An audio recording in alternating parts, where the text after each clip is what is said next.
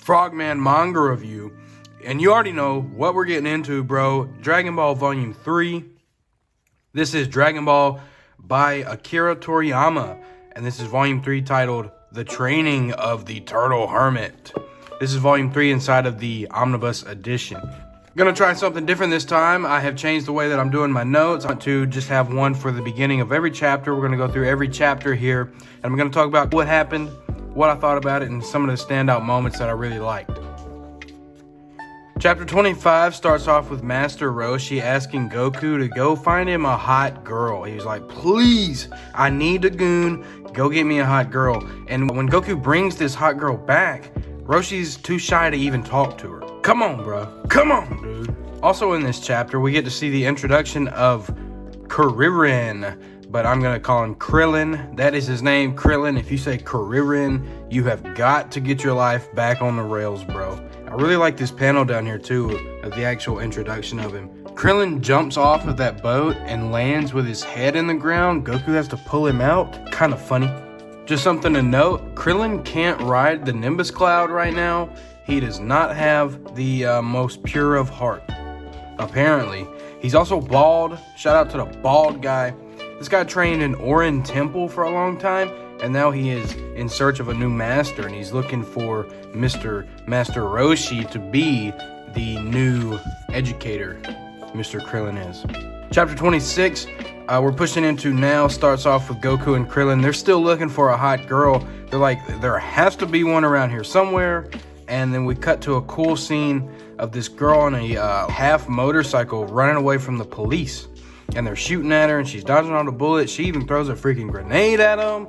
And she does a whole lot of cool cartwheel, stupid freaking jetpack tricks on the motorcycle. It was crazy. This is Miss Launch, or Lunch.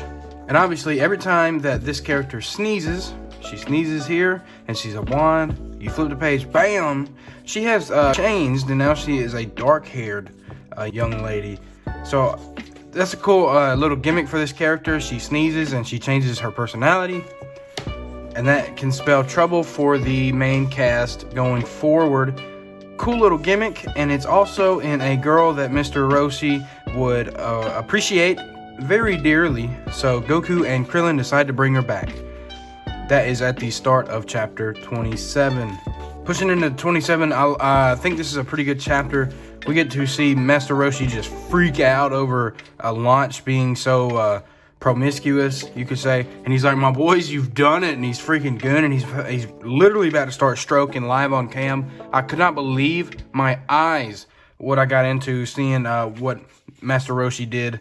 I hung out with him one time a few years ago. This guy is wild.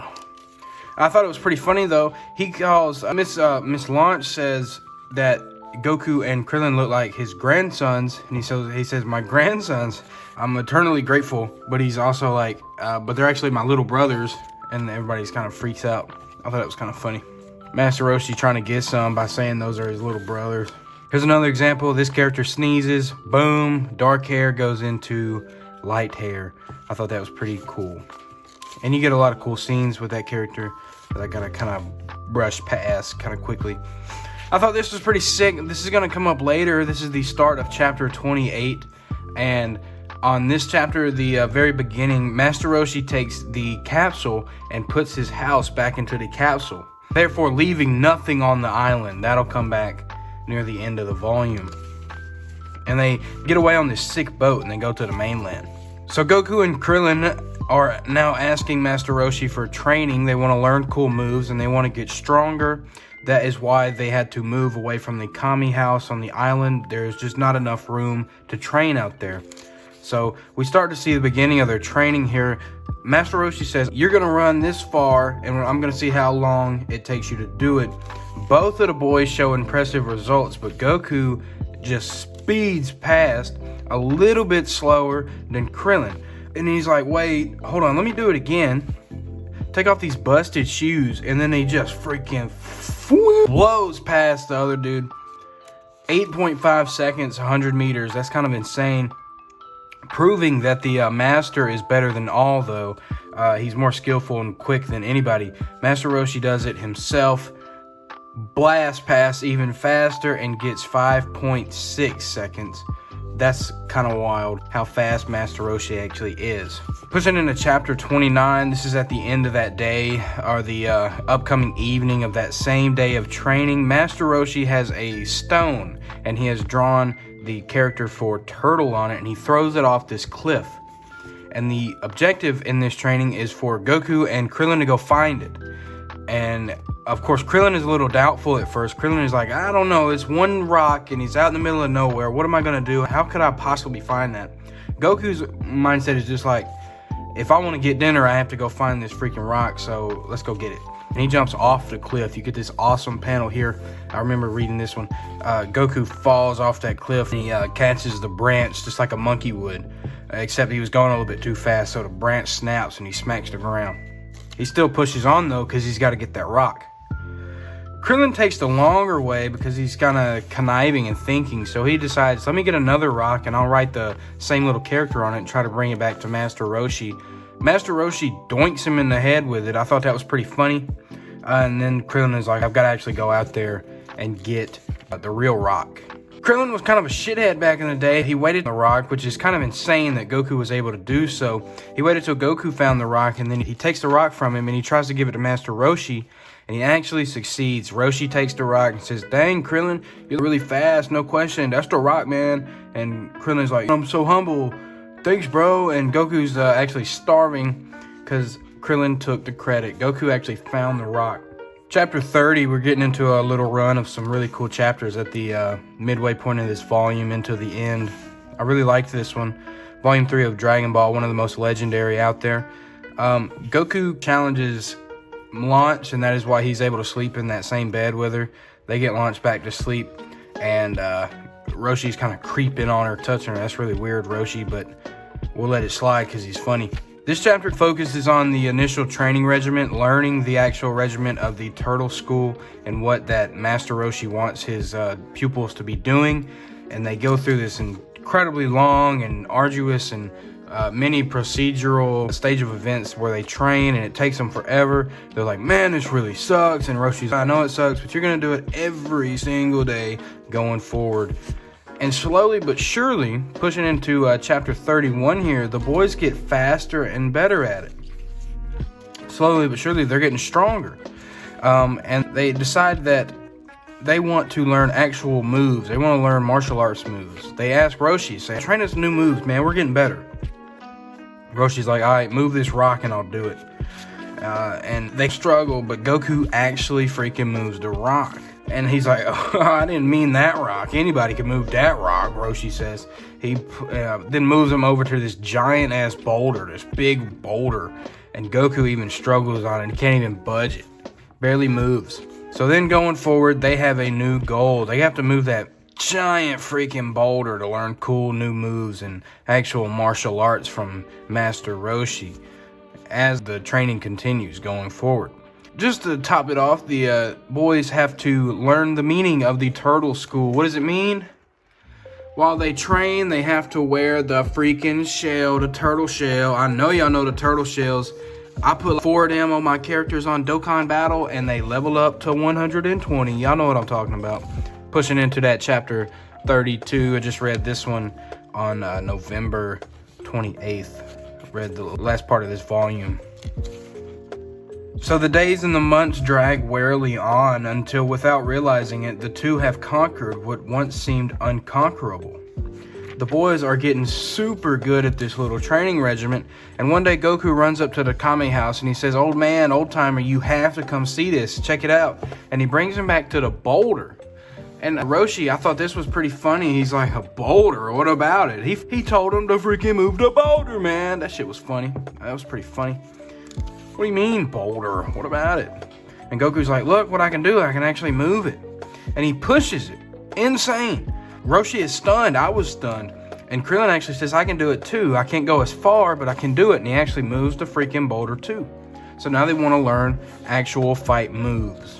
Here comes a big little character moment for Master Roshi here. I thought this was pretty neat. He tells them that no matter how the different moves he can teach them. No matter what he does going forward, they have to be the ones to learn and develop their martial arts skills. That the physical training of what they've been doing the past 5 months is the actual fundamentals and basics of what he can teach them.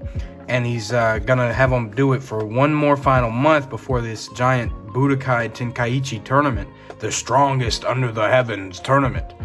And after that final month, they'll be able to enter into that tournament. So we get to the point where they do it. They take off the turtle shells, and they're like, we're getting ready to go. They take off the turtle shells, which were actually weighted. Master Roshi tells them to jump, and they jump up crazy high. Look at that giant sound effect, like a spring sound effect. They even think they're flying. They're jumping up so high. Get this awesome panel here where they put on the dapper little duds. Fire little suit right there. Fire look for Goku and Krillin. This is an awesome chapter we're reading right here because of this page here. I think I'll always remember this one going forward. This is an awesome double page spread for Dragon Ball, and this was inside of chapter 32, at the end of chapter 32. This is the actual entrance of the Budokai Tenkaichi tournament. Over on this scene, Master Roshi's like, you don't understand, we're not spectators, these two are contestants. And he's pointing over here, and the guy's like, what do you mean, those little kids? And they're actually going to sign up to try to be in the final 8 people of this Budokai Tenkaichi tournament. That is a mouthful.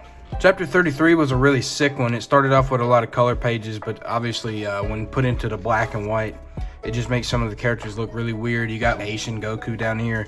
Never mind, we're pushing through. This was a sick chapter. You get to see all the other guys that are in the tournament, and you get to listen to the spiel of the tournament announcer about how this is a sacred thing, but only 8 people are going to get to go through. But at least for the people that do not make it through, they are going to be able to witness a lot of exciting fights.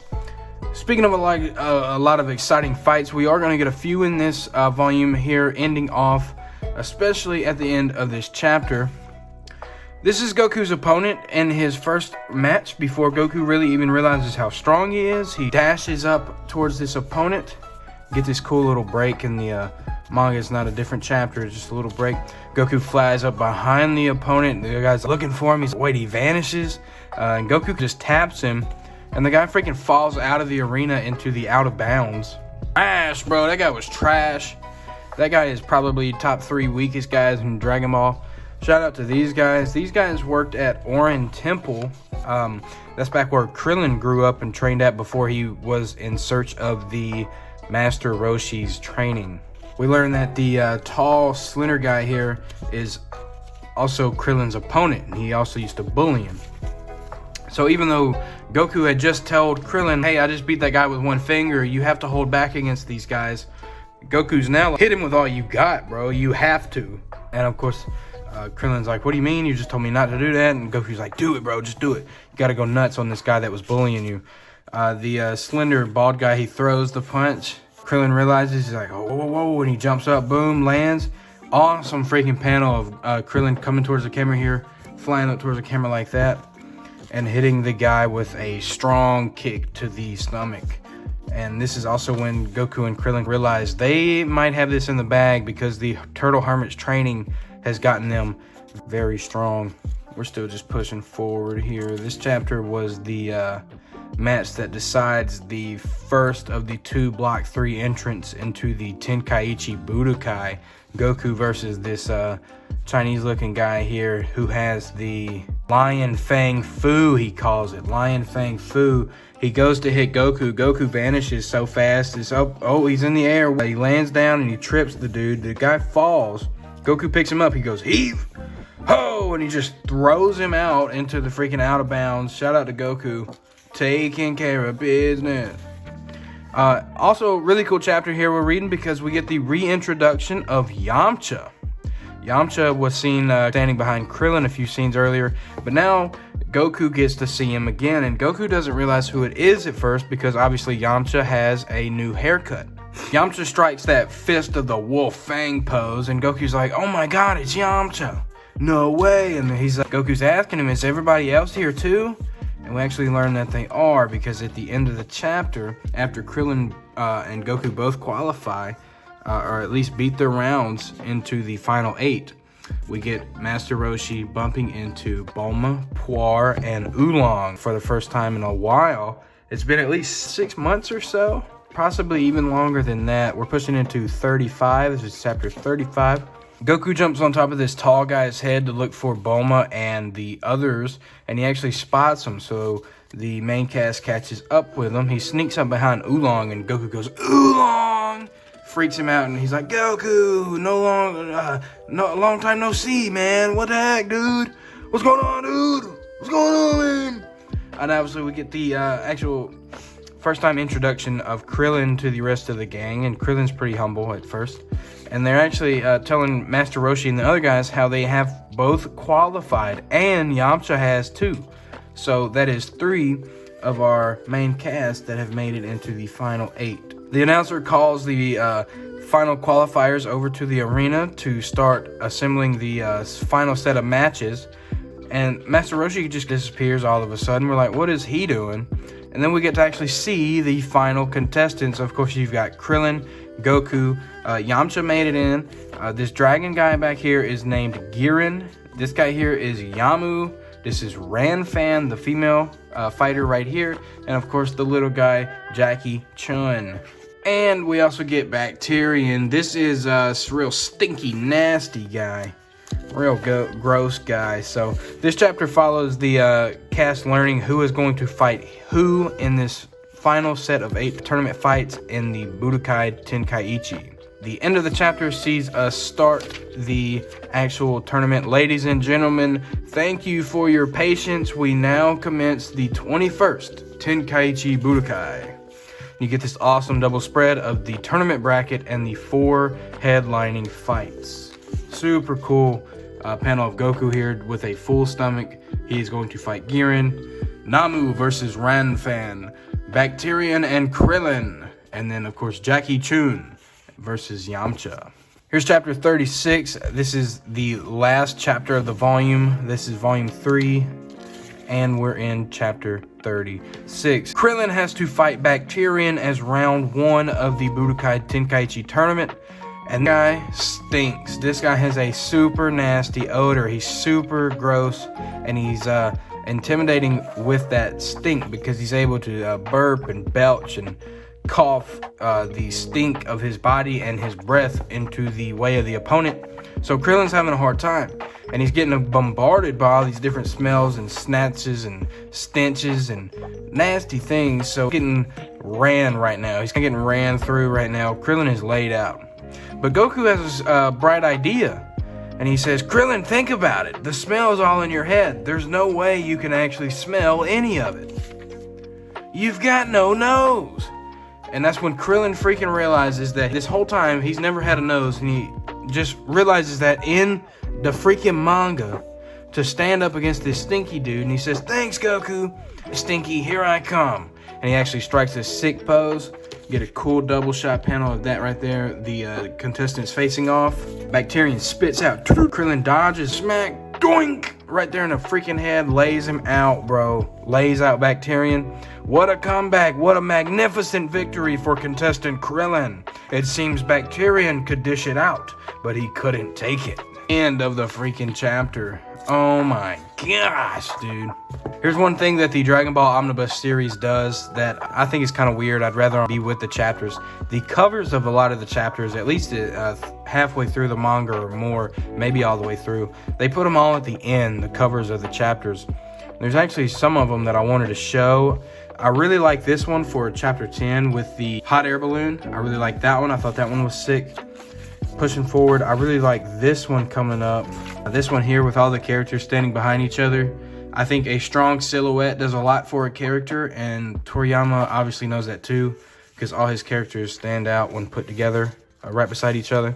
Here's another cool one. 2 chapters back to back, weekly or maybe bi-weekly at the time, I'm not sure. Has normal Goku here, and obviously the full moon. When he looks at it, he turns into the monkey. That's not exactly what Goku looked like at that time, but that's a cool way to do your manga chapter cover. So you got some really cool ones going through here. And I think this one's probably the best one of all. Hard work pays. This is chapter 33, the cover. with Roshi and Goku. And Krillin is off in the back. This, I think, would have been in color if not put in this black and white manga. So the volume, at least for this omnibus, ends off with the Akira Toriyama Ask Me Anything corner. Some of these are pretty cool, but there's one in particular I wanted to talk about. Or maybe it was in the author's notes. I thought this was pretty neat. I thought this was cool. We'll talk about the author's notes. Happy New Year. This is for volume 2. Happy New Year. I made my debut as a manga artist on my 23rd New Year, and now as I write this, I'm facing my 30th. So think about that. Akira Toriyama started writing and really publishing manga 7 years before putting out volume 2 of Dragon Ball, which is just crazy. So that's what I'm doing here on my YouTube channel. We're starting small, and one day we're going to be really doing something crazy here. We're going to go nuts. Stay tuned for more on the Frogman YouTube channel. I love doing manga reviews. See, we got a lot to go on Dragon Ball. We got 42 of them. Stay tuned, like the video. Go support the official release. Viz Media, Viz Comics, Shonen Jump, Kodansha Comics. All of them, bro.